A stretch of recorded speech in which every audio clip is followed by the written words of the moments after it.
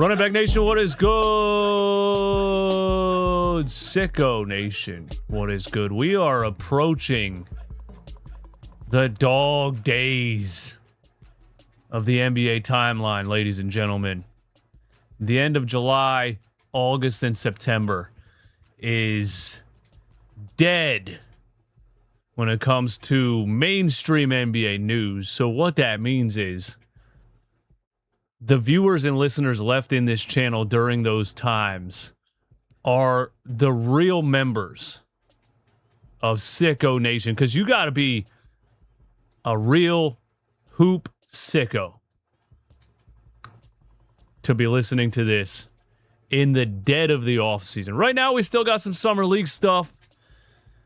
Of course, we still got LeBron James acting like he doesn't know where he's going and, hijacking the offseason. We're not talking about LeBron today, by the way. I'm tired of talking about him. We're not doing that. But we are approaching the dog days, so I'm excited for it, man, because this is a true test. This is a true test of who is really a part of Sicko Nation, especially when we get into August and September. Thank you for being here. Thank you for tuning in. We are going to talk about Caleb Wilson last night in the NBA Summer League. And I have some questions while watching Caleb Wilson about could he have been the biggest steal of the draft. Somebody in the chat said before we went live, who is Caleb Wilson? Well, I'm going to tell you that is kind of the point of him being in the title and me talking about what I put in the title in the show. That's literally what I'm going to talk about. That's why you're here. Anyway, Caleb Wilson was the 4th overall pick in the NBA draft out of UNC. And it's becoming an interesting topic because college basketball kind of hid his talents a little bit. And, it starts to go back to what I say a lot, that the NBA draft is a crapshoot and a guessing game. You have to take college film and these players' potential and take a swing. Some guys translate to the NBA, some don't. Caleb Wilson is looking like he's going to transfer to the NBA beautifully. And when you watch the Summer League, you also have to keep in mind that it is the Summer League. So every player that drops 35 or 40 doesn't necessarily mean they're going to translate to the NBA at all. Remember, our boy Furkan Korkmaz scored 40 in a Summer League game, and he stinks. Remember Dalton Connect? Remember Dalton Connect dropping like 30, 35 in Summer League games, and he couldn't get on the NBA floor, So there's that, too. You can't just look at the Summer League and this player dropped 30, and that means he's going to be a star in the NBA, So you got to look at it with kind of a lens of will this translate to the NBA, and I like what I see from Caleb Wilson a lot. We got a little bit more information on this Tyler Herro versus Bam Adebayo scrap that happened in Las Vegas where Bam punched Tyler Herro in the face. We have some comments from people who saw it go down, and apparently there is a surveillance video that somehow TMZ hasn't acquired yet. They got to get on it. But we're going to talk about the new information on that. The Lakers signed Zaire Williams from Brooklyn. We have a top 100 NBA players from The Ringer that I think is interesting because it was posted after the NBA Finals. We're going to look at maybe the top 20. And then maybe some more Summer League highlights or anything else you guys want to talk about, drop it in the chat. Thank you for being here. Thank you for tuning in. Who is here? No LeBron, never mind, I'm out. I'm more interested in Carl Winslow. All right, Eric, we're going to give you a second chance to make a joke on this show. All right, that was a decent attempt. But no, tomatoes in the chat for the Carl Winslow joke. College made Darren and Caleb look worse. Good take. Shout out to Hot Wheels in the chat. Thank you for being here, my guy. We got a super chat from Mr. Hanopsis. Thank you for not talking about the biggest fraud. I think he thinks LeBron James is a big fraud, and he hates LeBron James so much that he paid $2 to say that.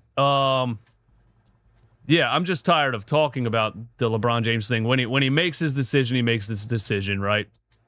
And then we can go from there. But this every day from ESPN and NBA radio and NBA TV and everybody trying to make up a story on where LeBron is going when he hasn't said anything for months is just at the point of ridiculousness.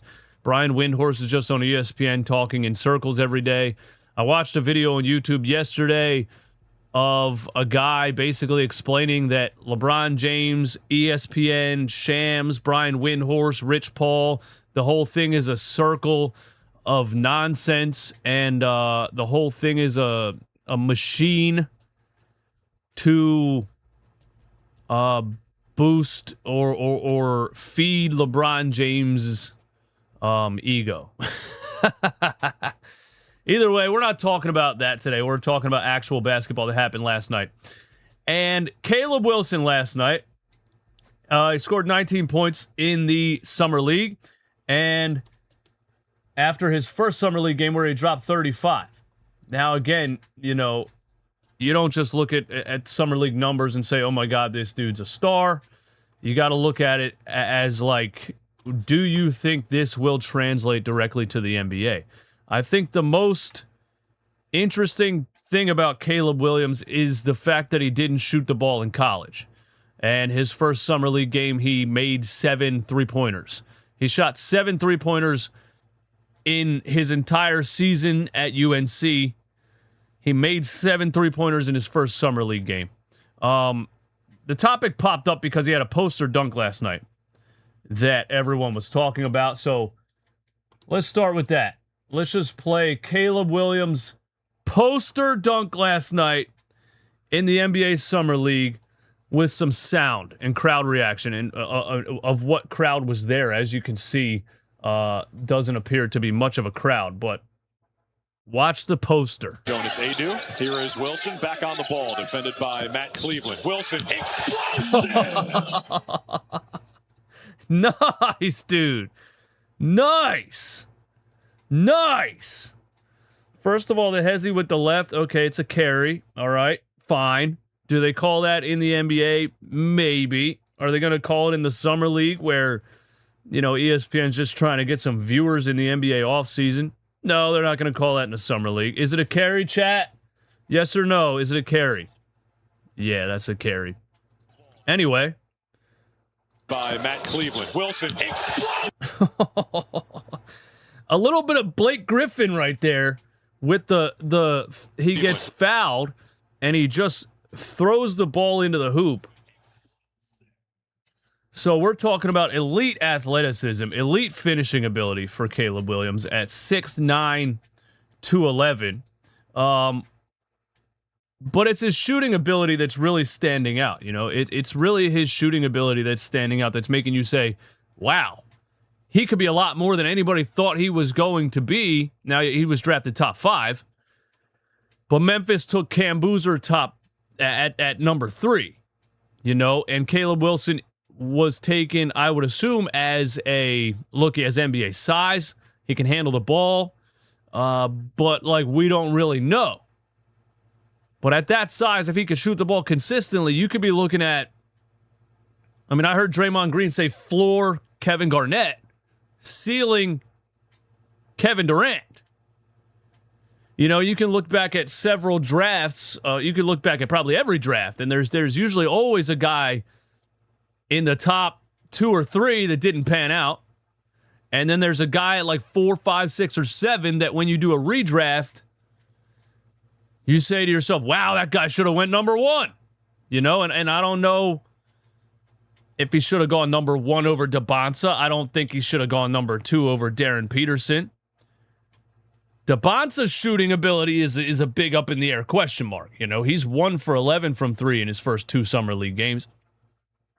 I think the most possible, like, redraft upset is maybe Darren Peterson 1, Caleb Wilson 2, and AJ DeBonsa somewhere else. That's just based off of what I've seen in Summer League games. So take it with a grain of salt. We're not really doing some scientific experiments here. We're just kind of reacting to some Summer League games. But let's look at Caleb Wilson's highlights from last night's Summer League game. And then we're going to talk about a couple other things, man. Thank you for being here. What we got? Hey, Eastwood, who do you think should be starting point guard for the Sixers? LeBron James. Thank you for a super chat. The answer to that is LeBron James. LeBron James should be the starting point guard for the Sixers. Well, I mean, what else would be the answer besides LeBron James or Tyrese Maxey? Like, if they don't get LeBron, Tyrese Maxey is the starting point guard. So how would there be any other options? Unless you're insinuating that like LeBaron Filan Jr. should be the starting point guard, and that's a crazy insinuation just off of a couple of Summer League games. But yeah, I mean, it's Tyrese Maxey or it's LeBron James. But let's watch Caleb Wilson's Summer League highlights from last night, and let's talk about it, man. He had 19 last night. He had 35 in his first game, and his jumper's looking smooth. Obviously some defensive ability with his 7'4" wingspan. Yikes. So he can play both ends of the floor too, man. The Chicago Bulls might have got themselves a steal right here. Look at the pull-up. This is what I'm talking about. Splash. This is what I mean. To just dribble into pull-ups like that when nobody even knew he was a shooter is crazy. There's another nice block. 100% wingspan. You're not going to defend that. What you think, chat? Is Caleb Williams the steal of the draft? Spin. That's just because the G League defense is too small. There's a steal. We got a fast break. Oh, come on, man. Get out of here. Who are these dudes? Man? Block. How many blocks did he have? 4? Let's see. Get that out of here. Yeah, he could. Another block? I think that's his 4th one. Let's see the shot again. Pull up. Oh, here's the hezzy with the poster. Bang. Yeah, he has real star potential. And again, I know there's other dudes that are dropping 30 and 35 in G League games, but you got to look at it like, do you think he has real star potential in the NBA? I'm thinking the most likely, surprise is that the Memphis Grizzlies end up regretting passing on Caleb Wilson. Because I think Cam Boozer is going to be a good NBA player.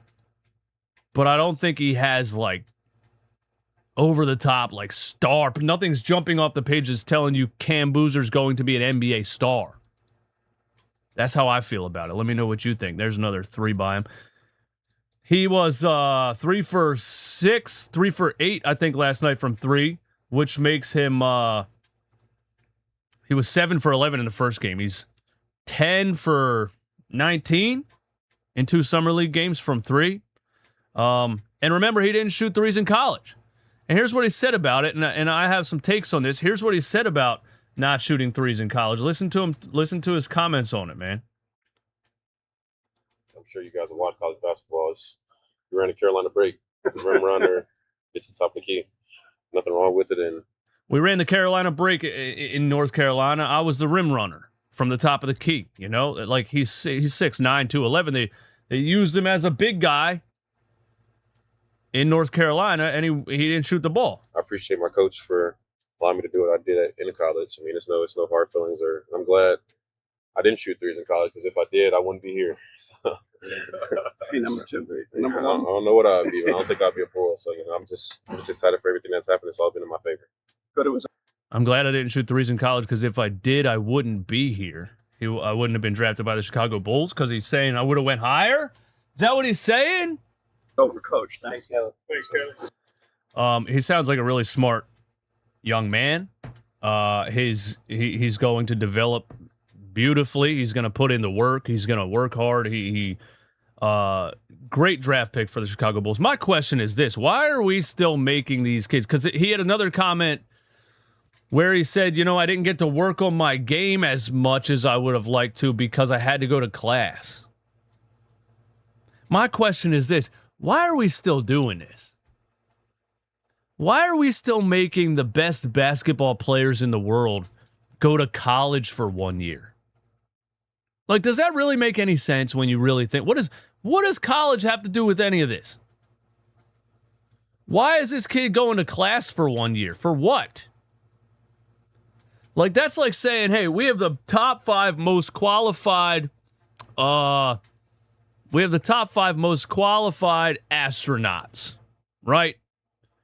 Qualified to enter NASA's program of young astronauts. But before you can do that, you got to go study like English history and literature for a year at a university that's not connected to NASA whatsoever. That doesn't make any sense.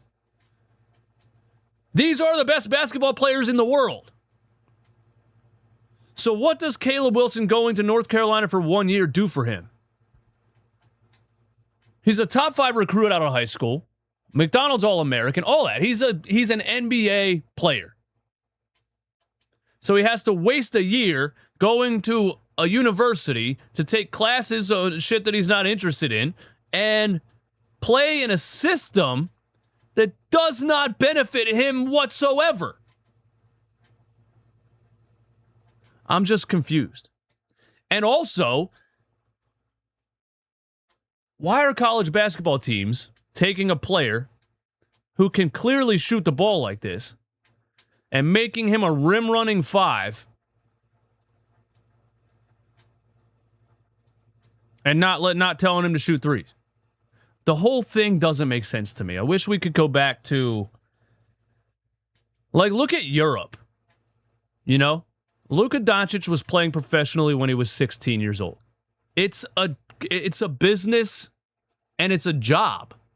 Whoever's the best players should just be hired to do the job. Right? Why do you have to be out of high school and in college for a year to go play in the NBA? It doesn't make any sense to me. LeBron James would have been in the NBA when he was 15. He was out there in high school games scoring 50 points by halftime, just running up and down the floor, dunking over everybody. Anyway, I just wanted to say, why are we still doing that 1 year of college thing? It doesn't really make much sense. And here's a clip of Caleb Wilson working out with Lethal Shooter. Uh-oh. You guys know who Lethal Shooter is? This guy is a basketball trainer, and he kind of blew up on like Instagram because he's like one of the best shooters in the world and never misses. Apparently never misses. Unless his videos were highly edited. But here is Caleb Wilson working out with Lethal Shooter. Well, that's not a shot, but let's see. Let's see the shot. Okay. We're working out with Lethal Shooter to do dunks. All right, let's see the shot, bro. Splash. It's not a quick release by any means. It's going to need to get quicker. I will say that. I will say his jumper's going to need to get quicker. He is shooting it kind of like a stretch 5. You know what I mean? Like you got to be wide open to get these shots off that slow in the NBA. But I guess he's also just working on his form in these drills, and he's not really trying to shoot the ball as quick as possible. But yeah, let me know in the chat, will Memphis regret taking Cam Boozer over Caleb Wilson? And here's a take from one of our favorite guys on ESPN about Caleb Wilson. Listen. Upside. If you look at upside, someone's potential. Not right now. Potential. But 2-3 years from now, he has the greatest upside of all these rookies. You see what I mean? Like, do we have to do extreme hot takes all the time? Like, can't we just give an opinion? No, it's hot take nation. You can't just say he has an incredible upside and could show that he should have been drafted top 3. You got to say he has the highest upside of all of these rookies. Does he have a higher upside than Darren Peterson? Does he have a higher upside than A.J. Debon? I don't know. What I've seen so far, I find it really hard to believe that anybody in this draft has a higher upside than Darren Peterson. So, hot take nation, but the top what do you picks guys have looked fantastic so far through Summer League. Vince, you're in Las Vegas. You've been watching this stuff every single night. Take me through your thoughts on Caleb Wilson and how he kind of stacks up to everything else you've seen out there. All right, Vince. Vince, I'm giving you another shot here, man. Vince, I'm giving you another shot, Vince. You guys know this has now become a segment of the show where we listen to Vince, what the hell's his name? Vince Williams or something? And we give him the benefit of the doubt. We hope he doesn't say anything crazy, and then he always says something crazy. So let's do it. Vince Goodwill. He looks ready. Like, that's the thing. When you look at number 4 picks throughout even recent history, the Con Knipples, Scotty Barnes, guys like that, you can find some pretty good value there. And I remember going into the draft talking to people. They were saying this could be the most talented guy that can develop, like giving you Kevin Garnett vibes. And when you're watching him play, at least for me, watching him finish in traffic, he doesn't panic. The defensive aptitude, like wanting to go block the shots, and the fact that he hates to lose a Summer League game, the Bulls have had a lot of That's a good point. I like that point, Vince. bad luck the past few years. That's a good point, too. The Bulls have had a lot of bad... The Bulls been tanking since Jordan retired, man. Not just in the draft, but just organizationally as well. Those guys are really, really excited about Caleb Wilson's future, and I have to agree with them. That's a great pickup. The Bulls should have found a way to keep Kobe White. Josh Giddey, Caleb... Let's look at the Bulls roster real quick, man. Let's look at the Bulls roster. Real off-season stuff, bro.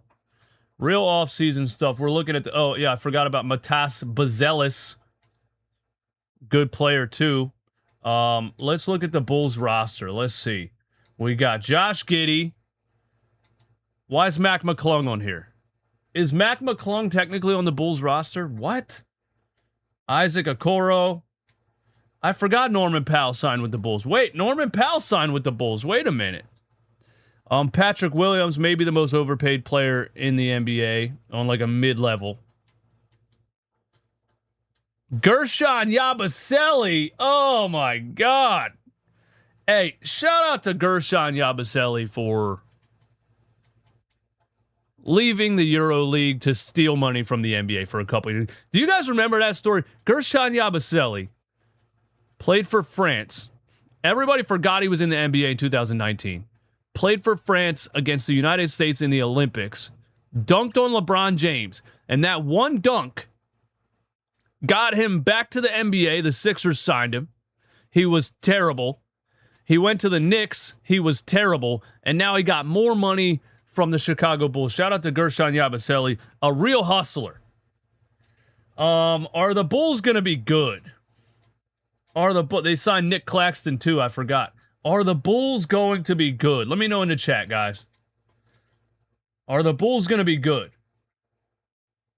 Mac just so he can be in the dunk contest, probably. Gary Trent is the most overpaid.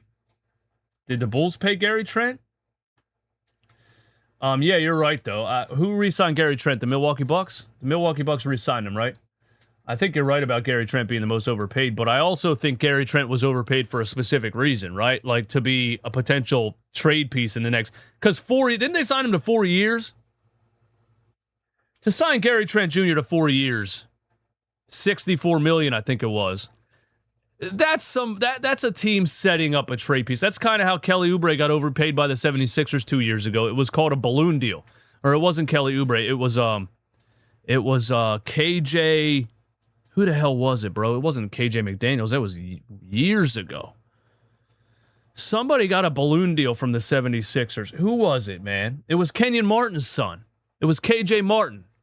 Yeah, he got a 2 year, $16 million or something. Everyone was like, what? And it was a balloon deal At least that's what Daryl Morey thought it was. And then I don't think he even ended up trading him. Yeah, KJ Martin. Yeah, my bad. So I think Gary Trent Jr. is the same situation. Like, it's a trade piece more than, and he just reaps the benefits of that by making $64 million. Are the Bulls going to be good? They also drafted Swain. They had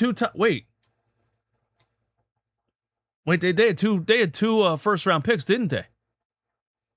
Did the Bulls have two first? Yeah, they had two first. Dalen Swain went first round, right? He went like 17 or something. Is this gonna say what he was drafted? Let's see. 15. I was close. He went 15. Wow. They got Caleb Wilson and Dalen Swain. No, the Bulls are not going to be good this upcoming year, but I think the Bulls are finally accepting the fact that they are in a full rebuild. And I know one thing. They need to give Caleb Wilson, a lot of time on the court. A lot of time on the court. Talk about the Heat.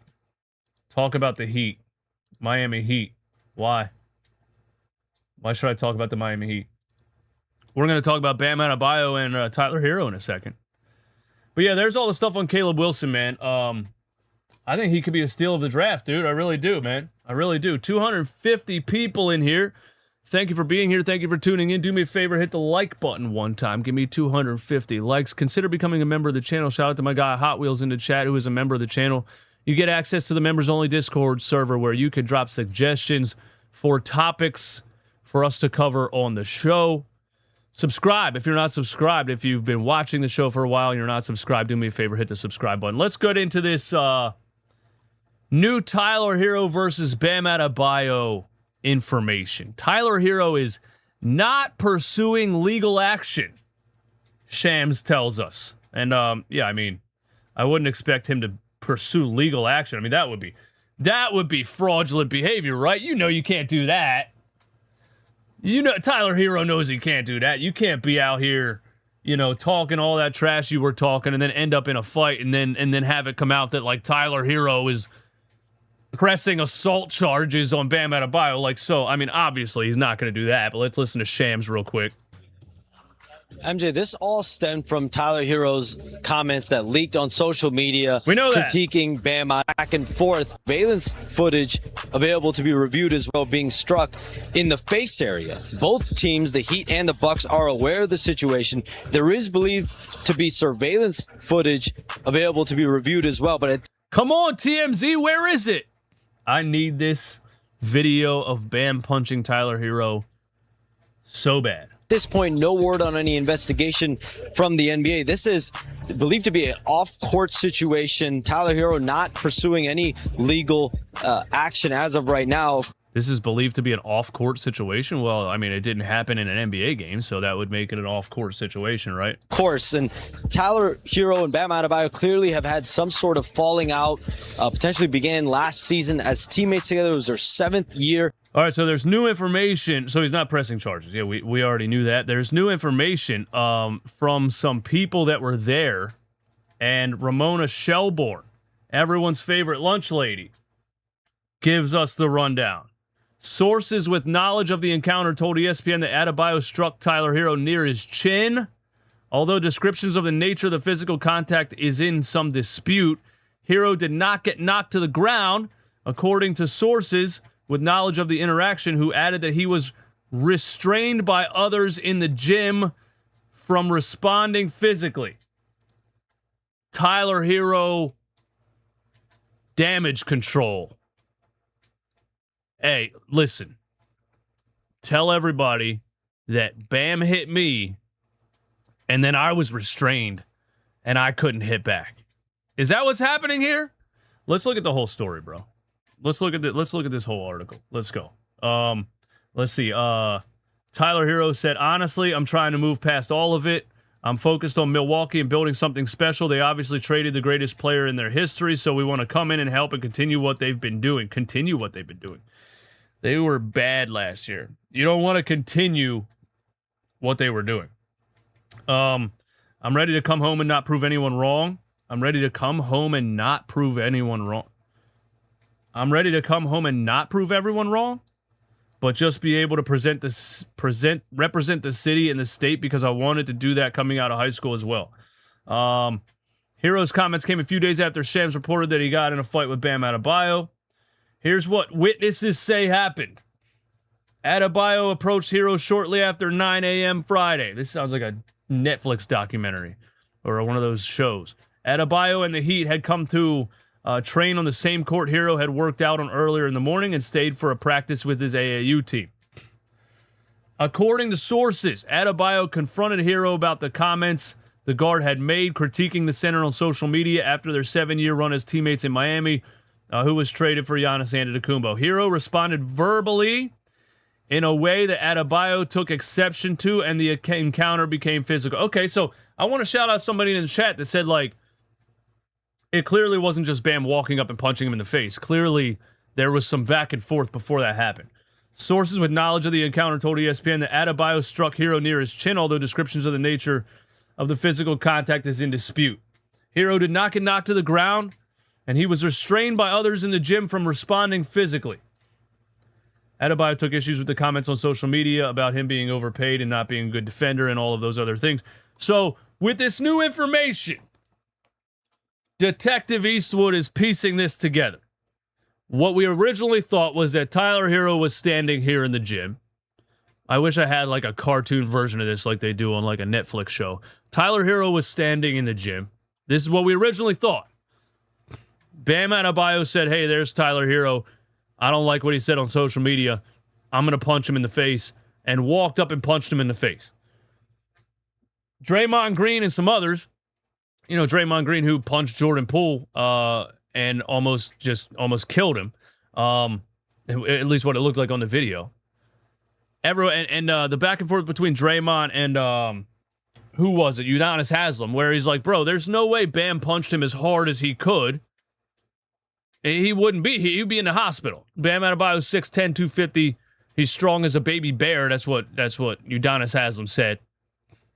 So if he would have just walked up and punched Tyler Herro as hard as he could with like no scrap happening and no back and forth, Tyler Herro would have been seriously hurt, right? So now with the new information, it was clearly Tyler Herro. Bam walks up, says, hey, I don't like what you said about me on social media. And Tyler Herro said, I meant every word of it, bitch. Fuck you. That's what it seems like happened. And then Bam, maybe they pushed each other back and forth. And then Bam got off a little sneak in the chin. So it wasn't a wide open, bang. A little sneak in the chin, right? And then according to this, Tyler Herro had to be restrained from fighting back. And I'm going to tell you this right now. Bam Adebayo is very lucky that Tyler Herro was held back. Bam Adebayo is very lucky that Tyler Herro was held back, because let me remind you of how Tyler Herro can punch. All right?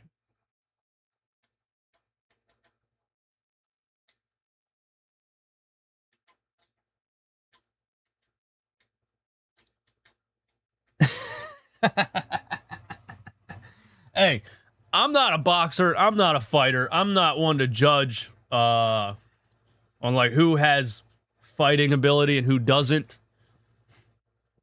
But I'm just gonna say, like, I don't think Tyler Herro needed to be restrained from fighting back.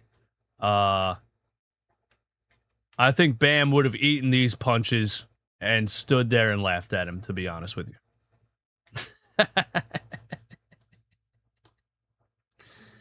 There's all the new information on the Tyler Herro Bam fight. Primetime off-season stuff, man. Primetime off-season stuff. What do you guys think, man? Let me know in the chat, man. Lakers signed Zaire Williams. Did they cook? The LA Lakers, who have somehow and for some reason built the whitest team in the history of the NBA, have now been trying to go out and get some athletes and some defenders. They've been trying to sign Jonathan Kuminga, who wants $25 million a year. They've not come to an agreement on that. Although he's under contract with the Atlanta Hawks, but there was like sign and trade rumors, right? That hasn't happened yet for the Lakers. So the Lakers go and they get maybe like Walmart, Jonathan Kuminga, maybe Dollar General, Jonathan Kuminga, or maybe Zaire Williams is a steal. I remember seeing Zaire Williams play against the 76ers a couple times last year, and he was pretty good in some of these games. He is 6'9". He's known as a defender. He's known as a passing lane steal guy, and he's known as a good on-ball defender. So that's good for the Lakers, who can't defend anybody, you know. And they also signed Quentin Grimes, who is also a really good on-ball defender, although Quentin Grimes is so inconsistent offensively. Zaire Williams also shot 35% from three last year. Like, and it's not 40% plus or anything like that, right? But he can be a good 3-and-D player. Like, Zaire Williams is a great pickup for the Lakers, I think, man. A great pickup for the Lakers. And he only had a $6.5 million team option with the Brooklyn Nets, and they said no thank you. Zaire Williams is a 6'9" 3-and-D player. Everybody's looking for one of these guys in the NBA, right? So I think it's a good pickup for the Lakers. I don't know if... Well, I mean, I was going to say I don't know if he cracks, like, major rotation minutes, but at the same time, who do the Lakers have? What 3-and-D player do the Lakers have? Quentin Grimes is supposed to be a 3-and-D player, and he shot 30% from three last year, and is just one of the lowest IQ basketball players I've ever seen. I guess technically, I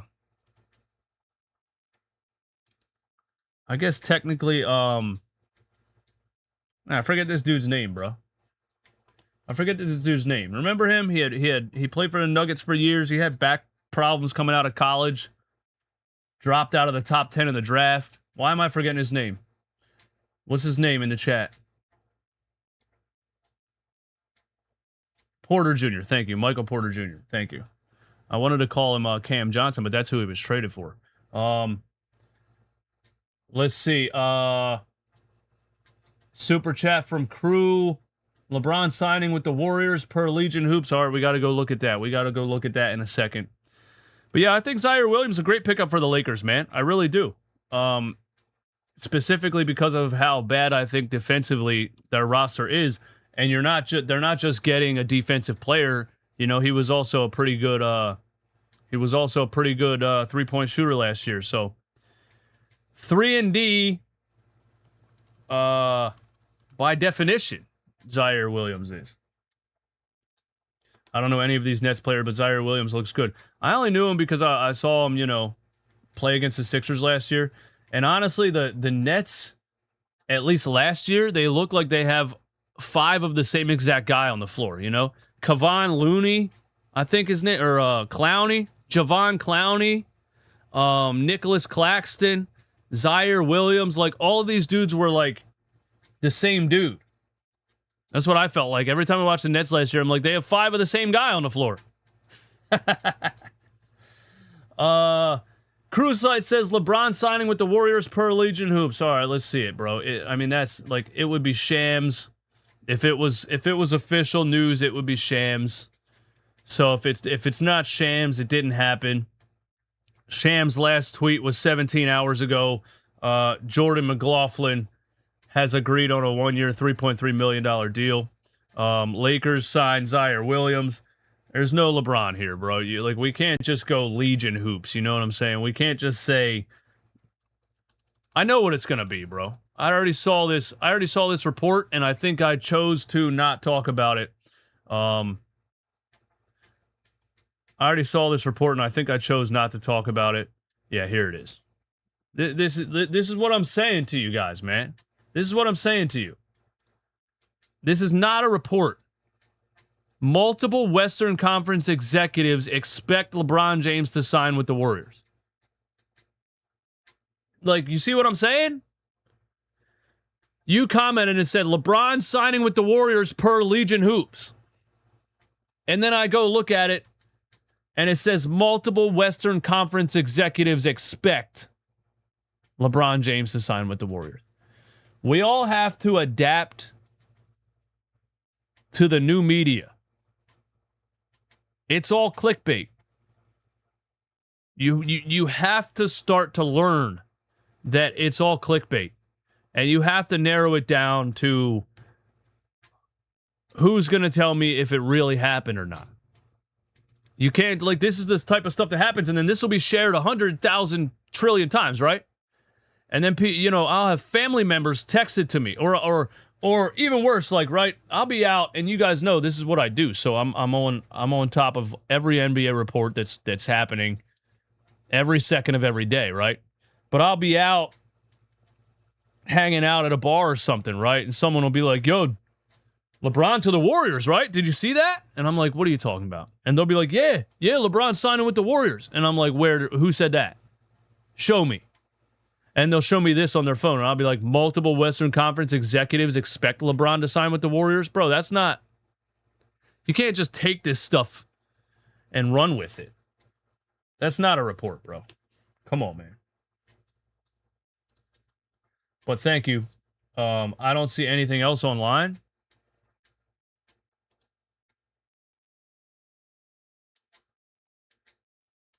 Warriors cannot sign LeBron as it would put them over the first apron. NBA would veto it? Why? The NBA wouldn't veto it, man. All right, before we get out of here, let's do this. The Ringer Top 100 NBA players ranked. I don't know if you guys ever saw this. This came out, by the way, keep in mind, this came out after the NBA Finals were over.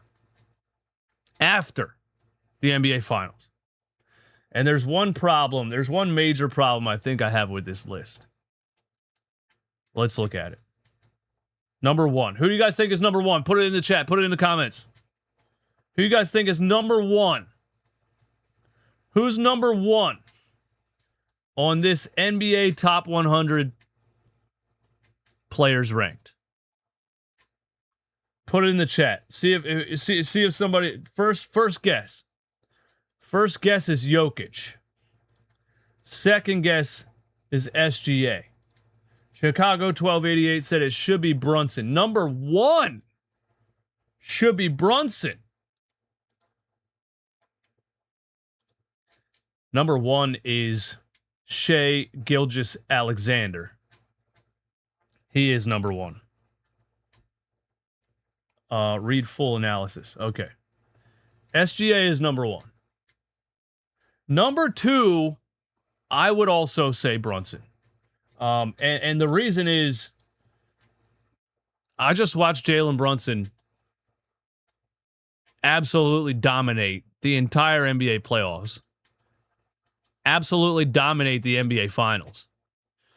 And in an elimination game, when he didn't have help from a lot of guys, he dropped 45. He was absolutely unstoppable in the biggest game of all of basketball and won an NBA championship as an undersized guard. So I don't really see how Jalen Brunson isn't number two on this list. But according to The Ringer, Victor Wembanyama is number two. Right now. And I just completely disagree with that. I just completely disagree with that. If we're talking about potential, if we're talking about players you want to build around for the future, absolutely. But if Victor Wembanyama was the second best player in the world right now, he would have been the one that dominated the NBA Finals. And he didn't. Because he's 22 years old, he has a lot of development left. So how do you see what happened in the NBA Finals and you say Victor Wembanyama is the number two basketball player in the world? This also means the Ringer doesn't have Jalen Brunson in the top two. What about number 3? Nikola Jokic. I'm giving away the answers. I'm trying to hide it on the screen. It's not really working. They got Nikola Jokic at number 3. Third best basketball player in the world. This one I can't totally disagree with because Nikola Jokic is still absolutely unbelievable. It's just that his team is slowly falling apart year after year. And it's feeling more and more like that 2022 championship, 2023, I forget. It's feeling more and more like that was just some magical run. But as far as a player that you would want on your team to run your offense through and elevate everyone on the floor, yeah. I mean, Nikola Jokic, I can't disagree with that. Number 4 is Luka Doncic, and they got Brunson at 5. Number 4 is Luka Doncic, and I just totally disagree with this. I just totally disagree with this, man. I am starting to believe that Luka Doncic is the most overrated NBA player I may have ever seen. That might be a hot take. My problem with Luka Doncic is he's lazy. He's not in shape. He's never in shape. He doesn't play any defense whatsoever.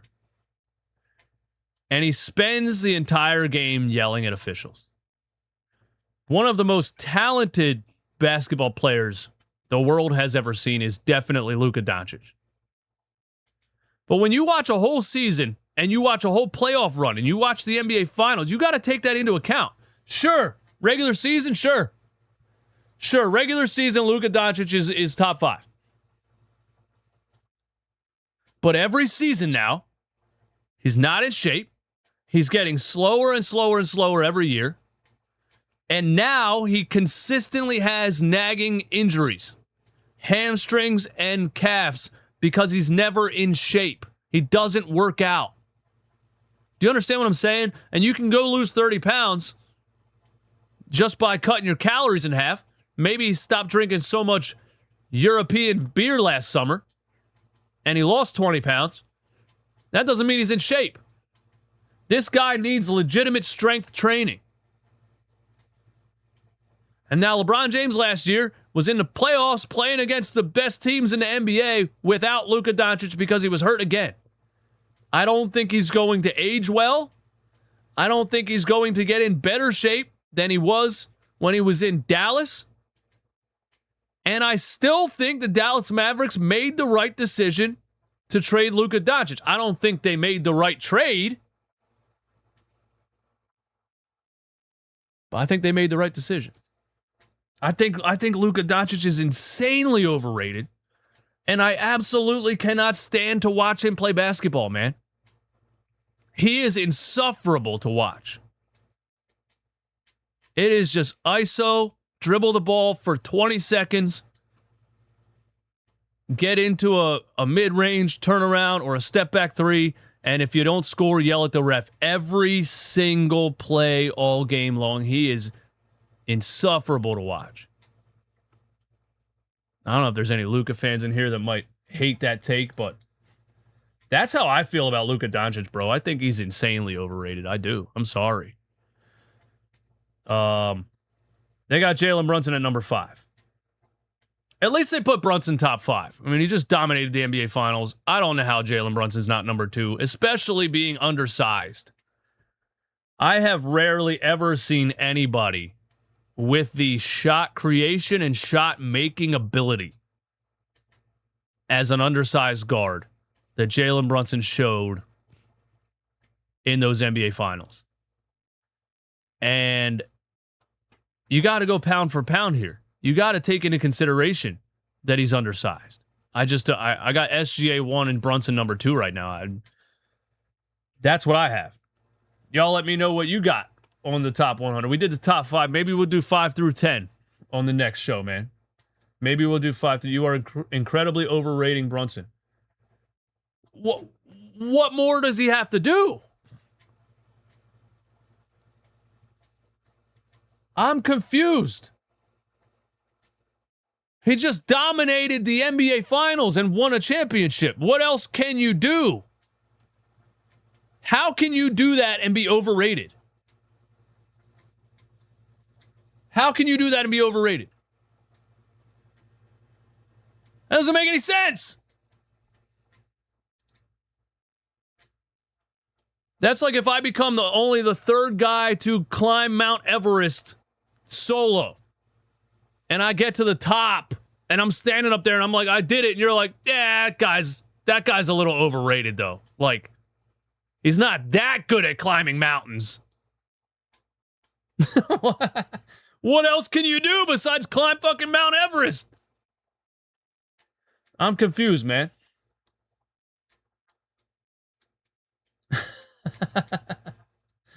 He has to do it again. But they got Wemby at number 2. They got Wemby at number 2, bro. He folded in the NBA Finals. And they got Wemby at number 2.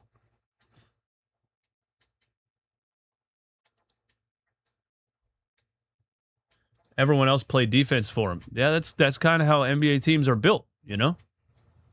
Yeah. There's sometimes there's offensive stars that are not good defenders, and then you have to build a defensive team around them, and they did that to perfection. So you have to be an offensive star. You have to dominate the game offensively, carry a team to the NBA Finals, and you also have to carry your team defensively to be that good.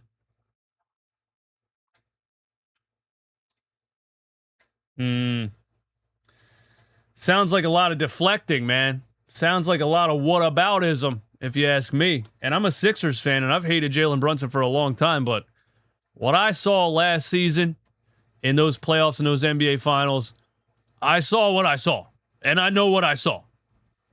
And I don't know if you guys really watched it. If you're saying he's overrated, I don't know if you guys really watched the NBA Finals. Actually, I'm convinced that if you're going to say that Jalen Brunson is overrated based on last season, you didn't watch the NBA Finals.